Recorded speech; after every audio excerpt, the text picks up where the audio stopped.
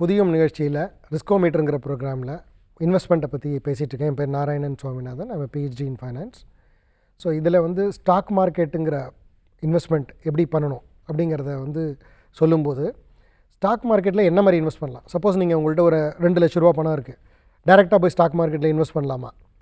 இல்லை உங்கள்கிட்ட 30,000 ரூபா சம்பளம் வாங்குறீங்க, நான் இதில் எவ்வளோ இன்வெஸ்ட் பண்ணலாம் அப்படிங்கிற கேள்வி கேட்டிங்கன்னா, 2 லட்ச ரூபா இன்வெஸ்ட் பண்ணணும்னு நினைக்கிறவங்க அவங்களோட ஏஜ் ரொம்ப ரொம்ப முக்கியம்.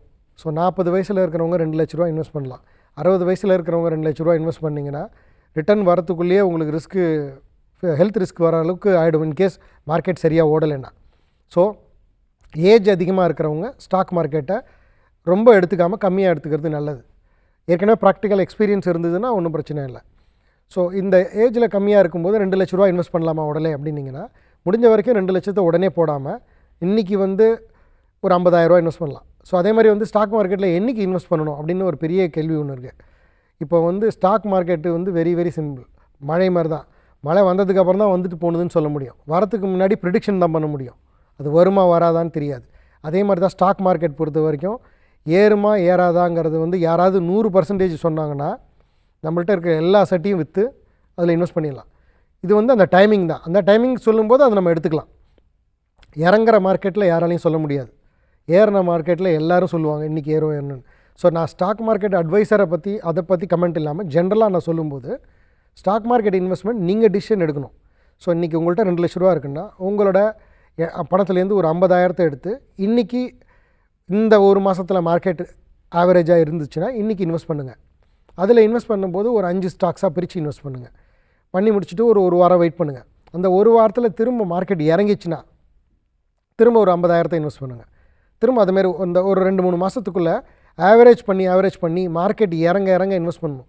ஆனால் ஜென்ரல் சைக்காலஜி எப்படின்னா, பப்ளிக்கை பொறுத்த வரைக்கும் மார்க்கெட்டில் நீங்கள் இன்வெஸ்ட் பண்ணியிருப்பீங்க ஒரு 5,000 ரூபாய்க்கு.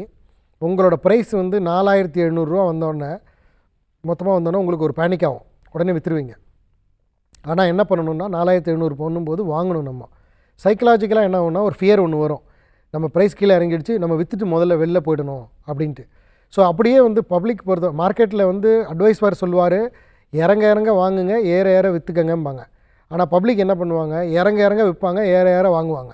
ஏன் அப்படின்னா சைக்கலாஜிக்கலாக ஏறும்போது இன்னும் அதிகமாக ஏறி போயிடுமோ அப்படின்னு நினச்சிக்கிட்டு அதை போய் துரத்திட்டு போய் வாங்குவாங்க. இறங்கும்போது இது நமக்கு இன்னும் கீழே போயிடுமோன்னு விற்றுருவாங்க. ஸோ அந்த லாஜிக்கில் இல்லாமல் கொஞ்சம் ஸ்டடியாக ஸ்டெபனாக இருந்து கொஞ்சம் நல்ல ஸ்டாக்கை சூஸ் பண்ணிட்டீங்க. நீங்கள் எடுக்கிற ஸ்டாக் அட்லீஸ்ட் ஒரு 3-4 வருஷம் ஓல்டாவது இருக்கணும் மினிமம்.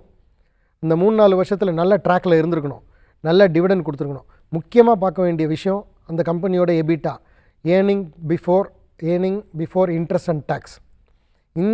இந்த பர்சன்டேஜ் 20% இருக்கக்கூடிய ஒரு கம்பெனி இருந்ததுன்னா டெஃபினட்டாக நீங்கள் தைரியமாக வாங்கலாம். கன்சிஸ்டண்ட்டாக 4-5 வருஷமாக இருக்கான்னு பார்க்கணும். இது எப்படி தெரிஞ்சுக்கிறதுனா அகெயின் அது ஒரு தனி சப்ஜெக்ட்டு. பட் இந்த விஷயத்தில் ஸ்டாக் மார்க்கெட்டில் டைமிங் 100% நீங்கள் பண்ண முடியாது. பட் ஓரளவு எக்ஸ்பர்ட் சொல்கிறத நீங்கள் கேட்டுக்கலாம். ஓகே, இன்றைக்கி மார்க்கெட் நல்லாயிருக்கும் அப்படின்னா அதையும் நீங்கள் செக் பண்ணிக்கணும். பொலிட்டிக்கல் கண்டிஷன்ஸ் எப்படி இருக்குங்கிறதையும் நீங்கள் செக் பண்ணிக்கணும். அந்த கம்பெனியோட செக்டார் எப்படி இருக்குங்கிறத செக் பண்ணிக்கணும். இதுக்கு முன்னாடி அந்த கம்பெனி எப்படி பர்ஃபார்ம் பண்ணியிருக்குங்க செக் பண்ணிக்கணும். இதே மாதிரி இருக்கக்கூடிய மற்ற கம்பெனிகள் என்ன நிலைமையில் இருக்காங்கங்கிறது செக் பண்ணிவிட்டு அதுக்கப்புறம் நீங்கள் அந்த ஸ்டாக்கை சூஸ் பண்ணி ஆவரேஜிங் மெத்தடில் இன்வெஸ்ட் பண்ணிங்கன்னா நல்லாயிருக்கும். இது லம்சமாக பண்ணுறவங்க. இதே இல்லை ஒரு மந்த்லி சேலரியில் இருக்கேன், ஒரு 30,000 இருக்கேன், நான் இப்போ எவ்வளோ இன்வெஸ்ட் பண்ணணும் அப்படின்னு நீங்கள் கேட்டிங்கன்னா அந்த கேள்வி நீங்கள் ஒரு மாதமும் 5,000 ரூபா போட்டே வாங்க. இதுக்கு சிஸ்டமேட்டிக் இன்வெஸ்ட்மெண்ட் பிளான் சொல்லுவோம். சிஸ்டமேட்டிக் இன்வெஸ்ட்மெண்ட் பிளான் மியூச்சுவல் ஃபண்ட்லேயும் இருக்குது, ஸ்டாக் மார்க்கெட்லேயும் நீங்களே டிசைட் பண்ணலாம். எப்படி ஒரு மியூச்சுவல் ஃபண்ட் மேனேஜர் உங்களோட பணத்தை மேனேஜ் பண்ணி இன்வெஸ்ட் பண்ணுறாரோ அதே மாதிரி நீங்களும் ஒரு இண்டிவிஜுவலாக பண்ண முடியும். அவங்க ரொம்ப அல்ட்ரா ரிசர்ச் பண்ணுவாங்க, அந்த அளவுக்கு உங்களால் பண்ண முடியாது. ஆனால் ஒரு பேசிக் லெவலில் உங்களால் ரிசர்ச் பண்ணி இந்த ஸ்டாக்கில் இன்வெஸ்ட் பண்ணலாம், இந்த ஸ்டாக்கில் இன்வெஸ்ட் பண்ண வேண்டாம், ஒரு மாதமும் போட்டு வந்தீங்கன்னா நல்ல ரிட்டர்ன் இருக்கும். பார்த்திங்கன்னா ஓவராலாக எக்ஸாம்பிள் ஒரு ஸ்மால் கம்பெனி சொல்கிறேன், ஸ்டாக் மார்க்கெட்டோட இன்வெஸ்ட்மெண்ட் ஏன் பெட்டர் அப்படின்னிங்கன்னா, ஒரு பேஜ் இண்டஸ்ட்ரீஸ் இப்போ கொஞ்சம் சரியில்லாமல் இருக்குது. முன்னாடி ஒரு 10 வருஷம் முன்னாடி அந்த கம்பெனியோட விலை 200 ரூபா 300 ரூபாவில் இருந்தது. இன்றைக்கி 40,000 ரூபா இருக்குது. அதாவது நீங்கள் ஒரு 2,000 ரூபா பணம் போட்டிருந்தீங்கன்னா இன்றைக்கி 4,20,000 ரூபா விலை. இன்றைக்கி அவ்வளோ க்ரோத் இருக்குது. ஸோ இதே மாதிரி தலைகீழையும் நடந்திருக்கு. இதே மாதிரி நிறைய விஷயங்களை மேலே பார்க்கலாம். நன்றி.